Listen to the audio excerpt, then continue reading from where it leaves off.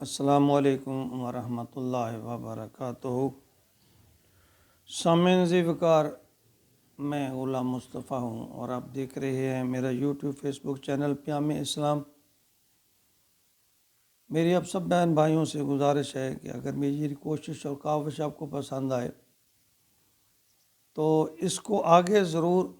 Forward کیا کیجیے، اور ہو سکے تو میرے اس چینل کو سبسکرائب کر لیں، یوٹیوب پہ اور فیس بک پہ فالو کر لیں، تو اس طرح آنے والے سبق جو ہیں وہ آپ تک پہنچتے رہیں گے۔ سامعین، میں ایک ادنا طالب علم کی حیثیت سے قرآن کو سیکھنے کی کوشش کر رہا ہوں، اور پھر جو سبق میں پڑھتا ہوں یا یاد کرتا ہوں وہ میں آپ کو بھی سنا دیتا ہوں۔ تو مختلف علماء کرام کے ترجموں اور تفاسیر سے میں استفادہ کرتا ہوں، اور حدیث کی روشنی سے بھی کوشش کرتا ہوں سبق سیکھنے کی۔ تو ان سب کو پھر اکٹھا کر کے ایک نوٹس کی شکل میں پھر میں آپ کے سامنے اپنے سامنے رکھتا ہوں، اور وہی سبق جو ہے میں آپ کو سناتا ہوں۔ تو اللہ رب العزت سے میری دست بستہ التجا ہے، اور آپ بھی میرے لیے دعا کریں، اللہ تعالیٰ مجھے اس کام میں اخلاص نصیب فرمائے اور پھر ہم سب کو عمل کی توفیق عطا فرمائے۔ آج کا ہمارا سبق سورۃ المائدہ آیت نمبر 1 ہے۔ اعوذ باللہ من الشیطان الرجیم، بسم اللہ الرحمن الرحیم۔ یا ایہا الذین آمنوا اوفوا بالعقود احلت لکم بہیمۃ الانعام الا ما یتلی علیکم غیر محل الصید وانتم حرم ان اللہ یحکم ما یرید۔ اس آیت مبارکہ میں اللہ رب العزت مسلمان مومنوں سے مخاطب ہو رہے ہیں کہ یا ایہا الذین آمنوا، اے لوگو جو ایمان لائے ہو،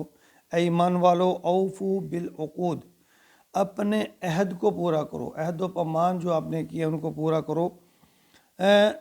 عقدہ گیرہ کو کہتے ہیں جو مضبوطی سے کسی دھاگے یا کسی کے جو بندھی ہوئی ہوتی ہے، اور لہذا جو عقود ہے اس سے مراد ہے معاہدہ جو باقاعدہ طور پر طے پائے دو فریقین کے درمیان۔ معاہدوں اور قول و قرار کی اہمیت کے لیے یہ ہماری پوری کی پوری جو زندگی ہے نا، وہ معاشی ہو، سماجی ہو، ازدواجی ہو، یہ تمام ایک معاہدوں پر منطبق ہے، ایک معاہدے کے ساتھ چل رہی ہے۔ یعنی جو بھی نظام ہے ہمارے، شادی کا لے لیجئے، معاشرتی لے لیجئے، کوئی آجر اور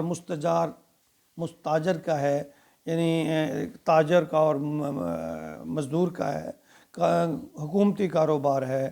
یا کسی عہدے یا منصب کا لے لیجئے، کوئی ملازمت، تو سب کا سب جو ہے کسی نہ کسی معاہدے کے تحت ہوتا ہے۔ تو اللہ رب العالمین، چونکہ ہمارا دین فطرت ہے، اللہ رب العالمین فرماتے ہیں کہ جو تم وعدہ کرو، جو معاہدہ کرو، اس کو پورا کرو۔ احلت لکم بہیمۃ الانعام، تمہارے لیے حلال کر دیا گیا بہیمۃ الانعام، وہ جانور، یعنی بہیمہ جو ہے یہ چوپائے کو کہتے ہیں۔ چوپائے بھی وہ یعنی ان سے وہ چوپائے مراد لیے جاتے ہیں جو گھاس پر پلتے ہیں زیادہ تر۔ تو ان کو آپ کہہ سکتے ہیں کہ تمہارے لیے حلال کر دیے گئے مویشیوں کی قسم کے حیوانات، الا ما یتلی علیکم، سوائے ان کے جو تمہیں آگے پڑھ کر، یعنی اگلی آیت میں ان کا مزید تذکرہ آئے گا، اور باتیں ہیں کہ آگے جو آئیں گے جن کا حکم آگے چل کر اگلی آیت میں ہے، ان میں یعنی خنزیر،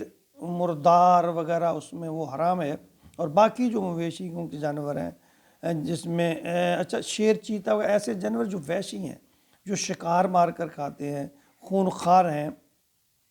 ان کے علاوہ یعنی فرمایا کہ یہ حلال ہیں، یہ بھی چوپائے ہیں، 4 پاؤں والے ہیں، لیکن ان کے علاوہ ہیں البتہ ہی ہرن، نیل گائے، اس طرح کے جانور جو عام طور پر گوشت خور نہیں ہیں، سبزی خور ہیں، ان کا گوشت تمہارے لیے حلال ہے۔ غیر محل الصید وانتم حرم، ناجائز کرتے ہوئے شکار کو جب تم حالت احرام میں ہو۔ یہاں ایک بہت اہم مسئلے کی طرف نشاندہی ابھی کی ہے۔ آگے اس کا تذکرہ ہے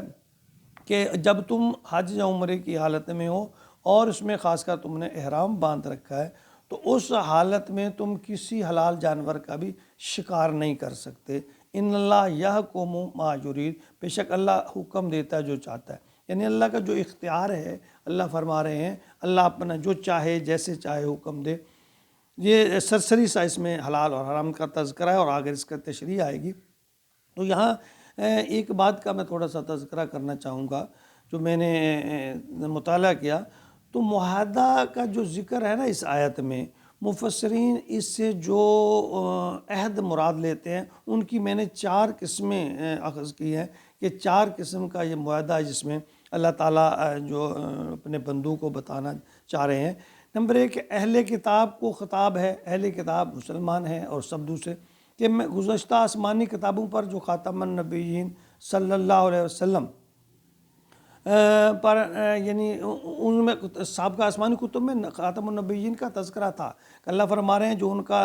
بعثت کا جو میں نے اعلان کر رکھا ہے کہ تم اس پر ایمان لے آؤ، اس کو پورا کرو، یعنی محمد رسول اللہ صلی اللہ علیہ وسلم پر بطور خاتم النبیین ایمان لے آؤ۔ ایک تو یہ مراد مفسرین نے اس میں سے لیا ہے، اور دوسرا کہ مسلمانوں کو ہدایت کی گئی ہے جو تم نے اہل کتاب سے معاہدے کیے ہیں ان کو پورا کرو، اگر وہ خلاف شرع نہیں ہیں، خلاف فطرت نہیں ہیں تو ان کو اللہ تعالیٰ نے یہ فرمایا ہے کہ تم ان عہد کی پاسداری کرو جو تم نے عہد کر رکھے ہیں۔ اور تیسری جو بات اس میں سے نکلتی ہے وہ مومنین سے خطاب ہے کہ تم جب اللہ اور وحدہ لا شریک اور نبی اکرم صلی اللہ علیہ وسلم کہ آخری پیغمبر ہونے کی جب تم اس پہ شہادت دے رہے ہو، تم ایک قسم کا عہد کر رہے ہو، تو پھر اس پر قائم رہو کہ اللہ کے ساتھ کسی کو شریک نہ کرو، اسی کو پکارو اور نبی اکرم صلی اللہ علیہ وسلم کو خاتم النبیین سمجھو۔ اور چوتھی بات جو اس میں سے اخذ ہوتی ہوئی نظر آتی ہے وہ یہ ہے کہ مسلمانوں کو بحیثیت مجموعی یہ ہدایت کی گئی ہے کہ جب تم ایک دوسرے سے وعدہ معاہدہ کرو، عہد و پیمان کرو تو اس کو پورا کرو، یعنی وہ خالق سے ہے یا مخلوق سے ہے، وہ مسلم سے ہے یا غیر مسلم سے ہے، وہ اپنوں سے ہے یا غیروں سے ہے، ہر قسم کے عہد کی پاسداری کرو۔ قرآن و حدیث میں نبی اکرم صلی اللہ علیہ وسلم کے فرامین اور اللہ تعالیٰ کا جو حکم ہے اس میں جو وعدہ پورا نہیں کرتا اس کو ایمان سے ہی خارج کر دیا گیا ہے۔ اس کی تفسیر آگے آئے گی۔ اللہ تعالیٰ ہمیں عمل کی توفیق عطا فرمائے، اور خاص طور پر جو وعدہ ہے اسلام اس کی بہت ہی زیادہ اہمیت قدر اور اس پر زور ہے کہ جو وعدہ پورا نہیں کرتا اس کا کوئی ایمان نہیں ہے، وہ مسلمان ہی نہیں ہے۔ تو اس لیے ہم جو کسی سے وعدہ عہد پیمان کریں اس کو پورا کریں، خواہ اس میں ہمارا کتنا ہی نقصان کیوں نہ ہو۔ ایون کہ میں نے ایک آیت مبارکہ پڑھی تو اس میں یہ بھی تھا کہ اگر تمہارے والدین کو یا خود کو بھی نقصان پہنچ رہا ہو تو تب بھی تم عہد یا وعدہ یا عدل سے تم نہ پھرو۔ اللہ تعالیٰ میں وعدے کی پابندی، عہد کی پاسداری جو ہے وہ مکمل طور پر آسان طریقے سے کرنے کی توفیق عطا فرمائے۔ آمین یا رب العالمین۔